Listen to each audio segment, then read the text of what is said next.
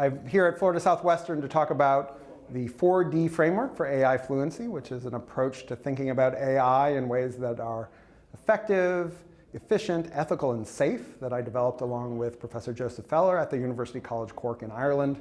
And we're happy to share this approach to thinking about how to use AI responsibly with the faculty here. AI is definitely going to change the world we live in for good and for ill, right? It's a complicated situation, and we're all just trying to figure out how to deal with that, how to reckon with it.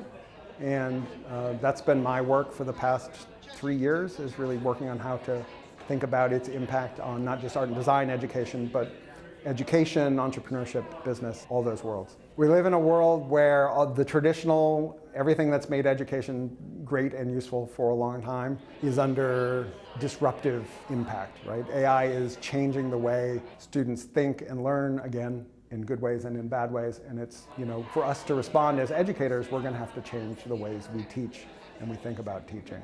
And there's no avoiding it, there's no hiding from it. Many of us would wish we could turn back time, but we can't. And so we need to find ways to think about AI that work to achieve the goals that we're trying to achieve as educators and to give our students the skills they need to succeed in life. This concept of AI as tutor, AI as a personalized learning tool.